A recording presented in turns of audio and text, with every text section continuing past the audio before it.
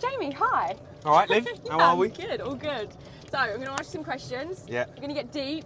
Okay. We're going to do some quick fire. Okay. But to begin with, where did it all start for you? Where did your career start? How did it begin? So for me, obviously, as a young kid, I was playing Sunday League football when I was about 7, playing in a cup final. Chelsea scout come up to me and my dad and said, you know, he's looking really good. Do you think he'd be up for coming in at Chelsea? And kind of just went from there, really. I was I loved the game. I was young. I had a good left foot. So I went to Chelsea and it kind of all just kicked off. Then I become obsessed, just like day in, day out, sleeping football. And how old were you when you started? 6. 6? 6, really. When you were scouted at what age? 7. Really? Yeah. Oh my God. Yeah, so my dad didn't bother actually with me at the start because my brother, who's older than me, the first time he tried to get my brother into football, he just binned it off and started picking flowers out of the grass. Like, my brother's the complete opposite to me. Hates football. Right. Doesn't want to do anything to do with football. So my dad didn't really try with me. And then one day he saw me he was dragging me around a Sunday League pitch watching, you know, like his brothers play. Yeah. And he saw me just kicking a ball about. So I was just like, let's have it, you know. And so kind of just went from there. Yeah, unbelievable, really. And then I went to Arsenal when I was 10. Okay. I changed because Chelsea couldn't get me into the academy, which was close to my house. Yeah. They closed it down, so I moved to Arsenal. Yeah. And then I grew up in the Arsenal academy, really, from 11. Okay. And then who did you start playing for when you were in like big leagues? Yeah. So my first chance really was I went on loan to Millwall. Yeah. Which was my first taste of league football. Chesterfield when I was 18 in League One. That was a really good experience. But then Millwall, I went to there, started playing really well, and then I come back off loan, and I was at Tottenham at the time, and I come back and they were like, oh, do you think I might get in? New manager come in. I think I might get a chance. And he said, yeah, look, you're not going on loan. That's it. You're staying here. You're part of the team. Yeah. And then I made my debut against Portsmouth for Tottenham, which was away from home. And then I made my league debut, my full league debut, starting a game against Arsenal at the Emirates, which was just incredible. North London derby. To play that game was just insane. So you played for Tottenham. Yeah. You support Tottenham as well, right? Yeah. How was that? I mean, dream come true, right? I mean, it's like what all kids want to do is play for their boyhood club. I lived that dream, you know? Like, to live that dream for me was just an incredible thing. So, yeah, I'm really lucky to have that opportunity to play for Tottenham. And yeah, that's mega. And where did the golf start? How did that begin? Oh, golf. I mean, I hate this game. I love this game. We all do. I love it and I fucking hate it. Yeah. It started for me, my dad. I was really lucky. My dad kind of done everything with me. Started taking me up driving ranges, hitting balls when I was about 12, 13. And me and my best mate, Billy Britton, his name was, we were up there every day playing golf. Yeah. And it kind of just went from there. Yeah. Just playing. And then when I was playing football, golf for me was like my little escape. You know, if I was stressed out or I'd had a bad game or was having problems at home. I just get more stress on the golf course. Yeah, you do, of course. But it's a stress that it's stress that's over the golf ball. It wasn't stress of everyday life. Yeah. Do you know what I mean? So I had some stresses going on, and golf was just like my escape from stuff. Yeah. And that's why I just carried on playing it. Even when I was playing football, I'd still try and get out once or twice a week. And that for me was just like a little zone where I could go to and really just try and enjoy the game. And if you could do your career over, would you ever choose golf over football? Oh, that's a good question, that.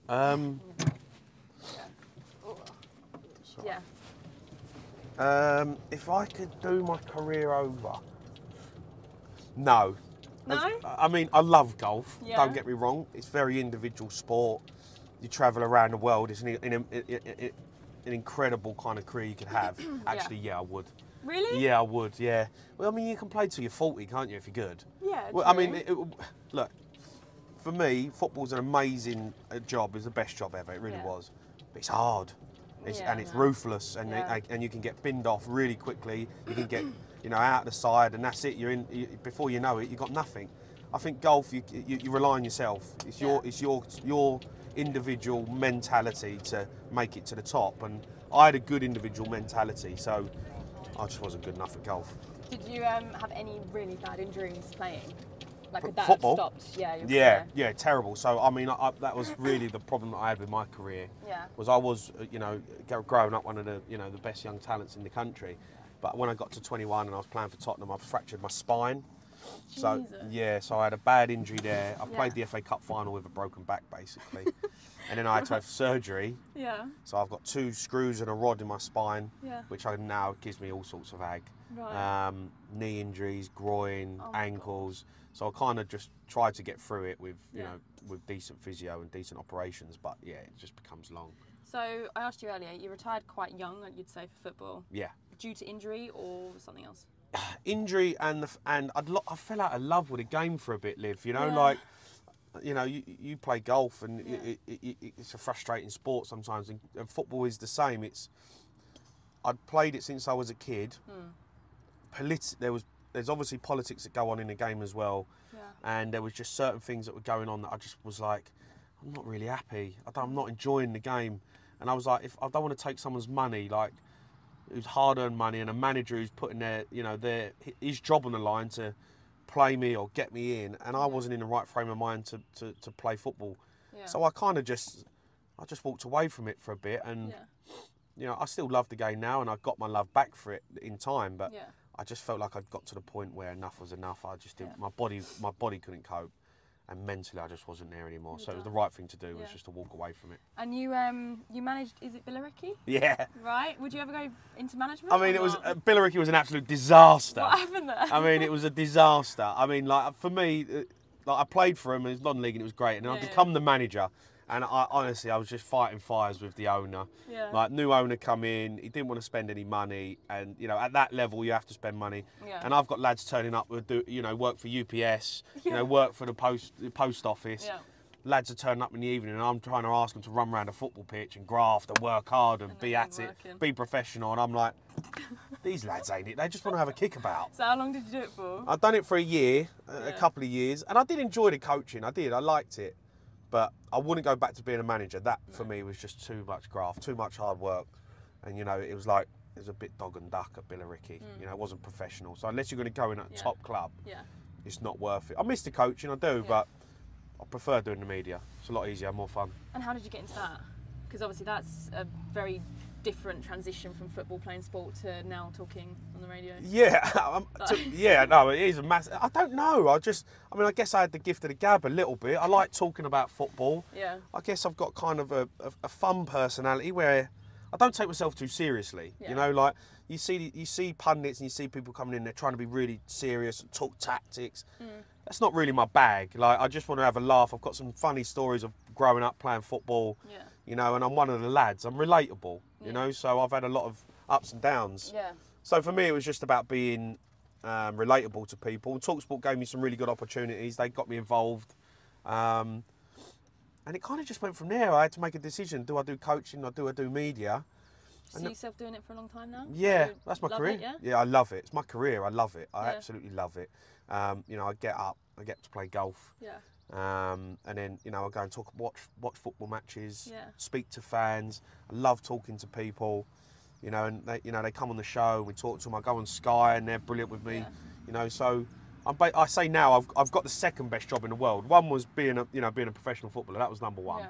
But for me now, being in where I am in my life, this is the best job I could have asked for. So so like, this career can last really until I, you know, want to jack it in when I'm 60. Yeah, unless I go all woke or something, and then I'll get binned off. But you know, for me, it's been great. I love it, and it's something now that I just enjoy doing every day. I'm really lucky, to be honest. Nice. Football, golf. Football, just.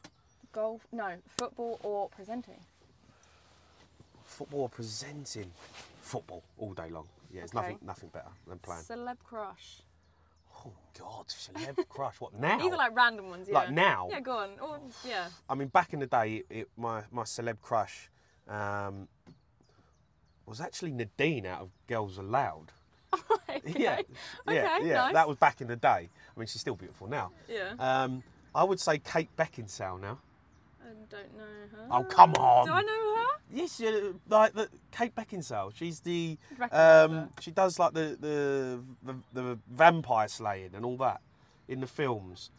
Oh, come on, she's absolutely I don't stunning. actually She's know. oh, I'll Google it in a minute. You're showing your age. I know, She's a bit I know. older, but Yeah. she's absolutely Yeah, I'll recognise if you saw it. All right, favourite food?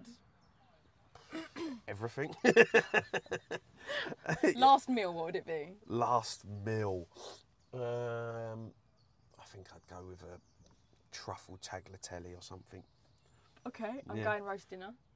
No, I don't like a roast. Oh, I could have it every day of the week. No, I'm not. I go on a Sunday and I go to a nice roast, Like, why do I do that? and I'm like, why? I'm not a massive fan. It's not. I don't see the obsession with it. I'd much rather like a Hakkasan or a Nobu or something like that. You know. Okay. Biggest ick? Biggest ick. It must be for you. Yeah, it's probably. Go on, what's the There's a biggest few one? icks. There's a few icks. Go on. Biggest ick. I guess my biggest ick would probably be arrogance from women. Okay, yeah. Yeah, if you're arrogant, you know, I think that's a big turn off, being Yeah. arrogant. All right, we'll go with that. Yeah, Yeah. I don't know. That's all right. I'm trying to think of a few, but Okay. I don't know if you have the ick until you get the ick. Do you know what I mean? You don't know There what gives must- you the ick until you get the ick. And you're like, yeah, no. And you're like, nah. No, thanks. Nah, it's not for me. That. Okay, worst fear? Worst fear. My worst fear would be heights, probably. Okay, you've never done a skydive then? No, never done jump. 2. Have you? Yeah. No, Best never. thing ever. At what, in Dubai? Yeah, twice in Dubai. No, see, I got asked to do it. My mates paid for it and everything, and I was like, nah, can't do it. Oh my god. Can't do it.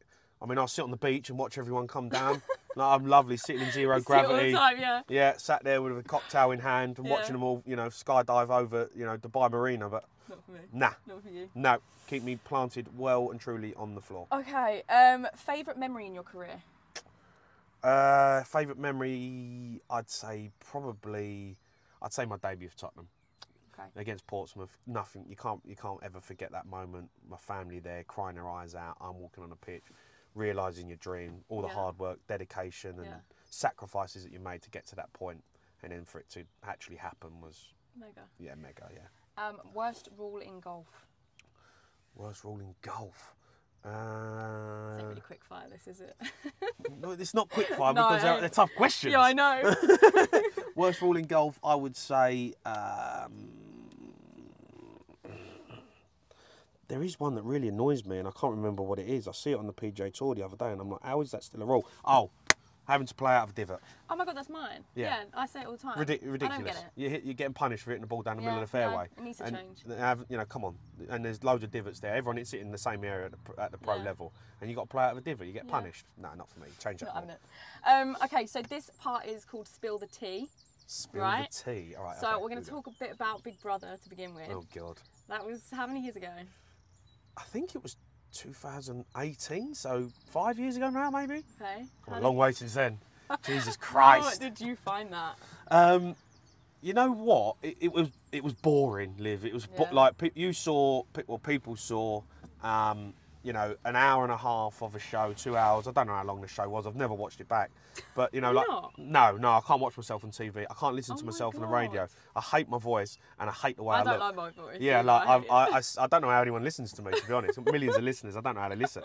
But for me, it was boring. A lot of Yeah. the time you're just sitting around waiting, and they were trying to get in your head, trying to Yeah. get you to have an argument. There was no clocks. There was no like idea of time or anything. Like you didn't Yeah. have a clue what was going on. So for me, it was a good experience because it was something different, Yeah. and it was something I'd never done before. So it was something I can say, yeah, I'd done that.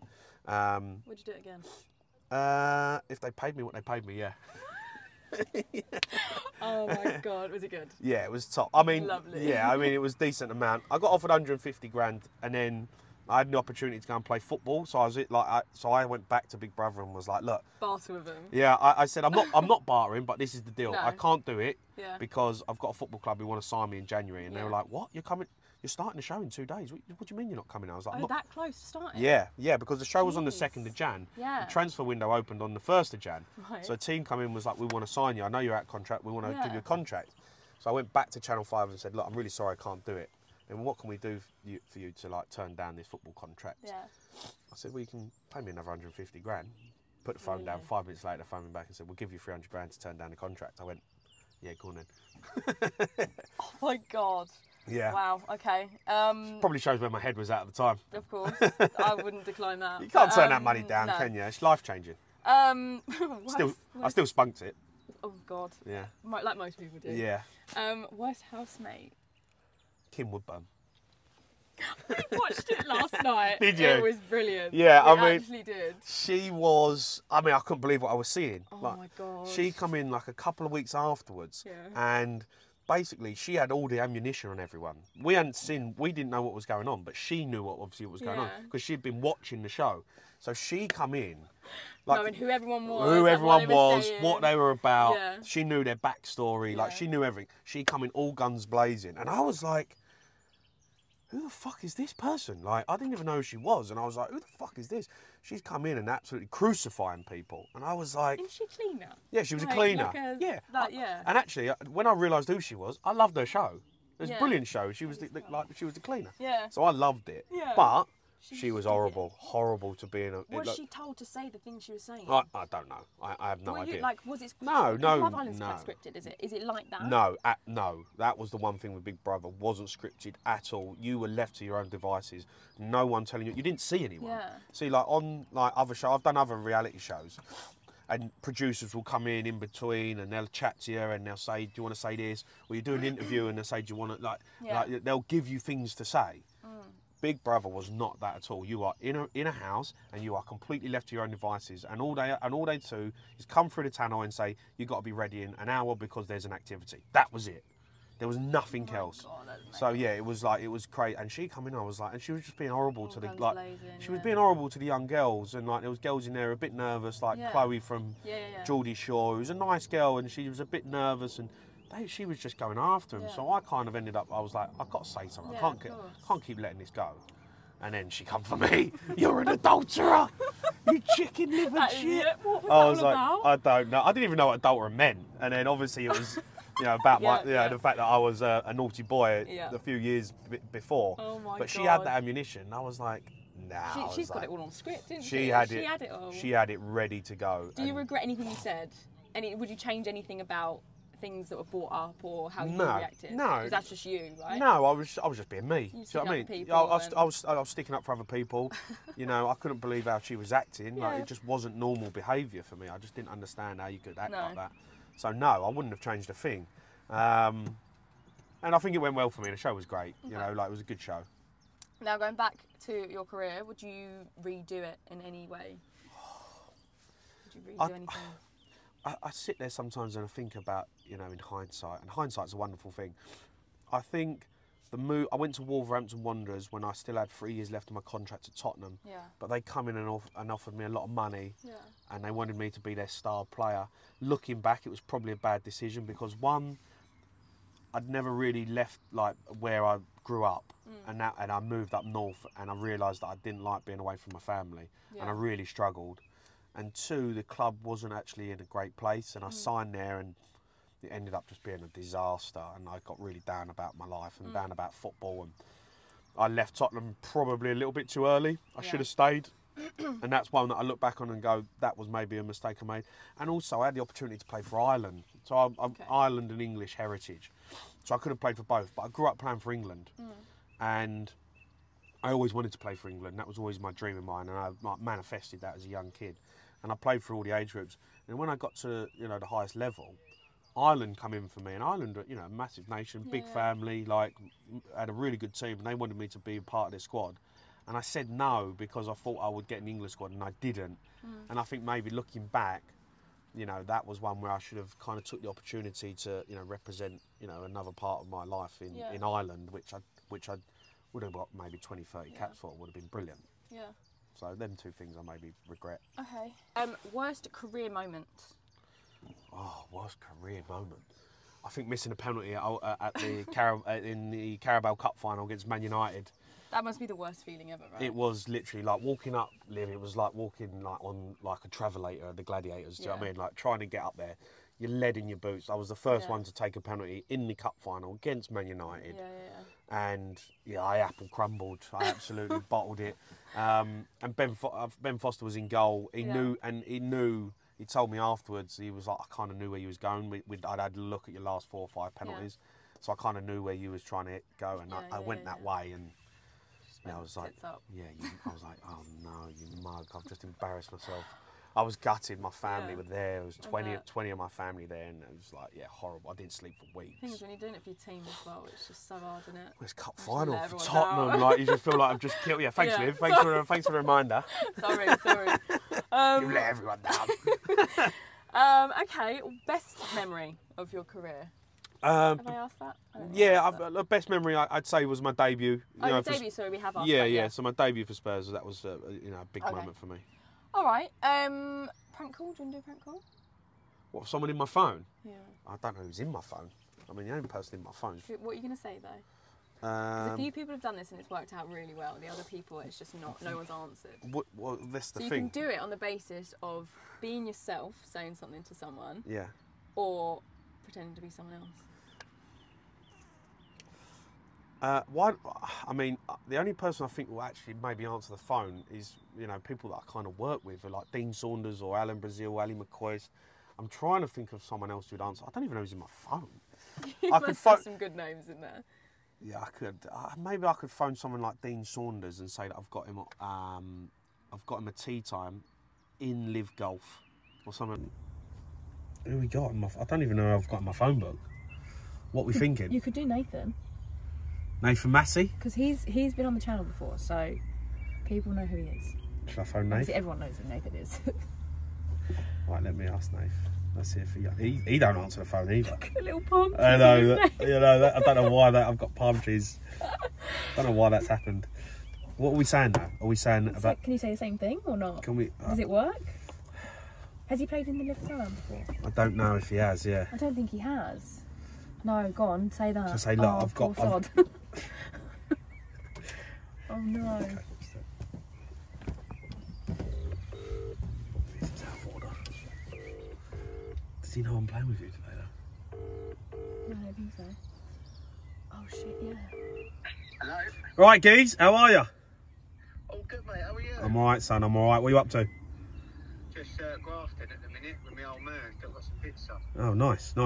Listen, I'm phoning you because urgent. It's a massive opportunity. I don't know if you'd be interested. I've been offered to play in the Pro-Am for Liv, and I need a partner. What date is it? I think it's the 29th of June. Yeah, I'm in, mate. Yeah. Yeah, I've sorted it, mate. They come to me. They said, "Do you know anyone?" I said, "Look, I've got a couple of mates." He said, "We need someone decent," and I said, "Well, I thought you wasn't the first name on the list. I'll be honest, but but I think they're gonna pair us with like the big hitters." So, like, because they said I'd come in and do something for like Talksport and YouTube, I think they might pair us with Brooks. No. Yeah. So me, you, Brooks, and maybe Bryson. Jay, if you sort that out, mate, I'll be forever in your debt. You know that. I'm going to get it sorted, mate. Can you definitely do the dates? The 29th of June, mate. Even if I was on holiday, I'd move it. You're going to move your holiday? I said even if I was. No, I'm all good, mate. 29th of June. It's 2 days after my birthday. Yeah, and as well, I don't know if you'll be able to do this, but they've also said if you can stay for another day, that they'll put you like you can caddy on like we can caddy on one of the bags for one of the players. Oh, mate, 100%. Yeah, put me down for everything, Jay. Man, I really appreciate you thinking of me. I do. You're a legend. You're a legend. All right, Nave. I love you, mate. Speak to you later. Love you, mate. Take care. Right. You gotta call him back. You gotta call him back. No, you can't leave it. I'm just gonna leave it. No, we've got to see his reaction. No, I'll call him back. Shall I call him now? Yeah, No, I can't because my phone's on there. You've got to call him back and I'll say, hey, Nath, you know who this is, right? Go on. All right. I'm just devastated, isn't I? This is brilliant. Hello. Nathan. Yo. You know this is Liv, right?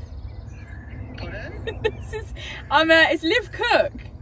Oh, you bastard.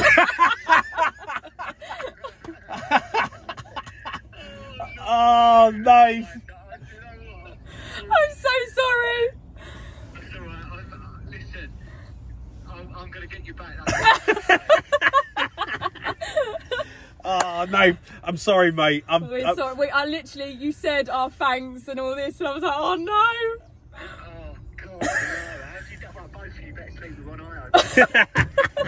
I'm coming for you. Are you back up, you said? Yeah, just doing this, mate. I had to phone you. We had to bury you, mate. Sorry.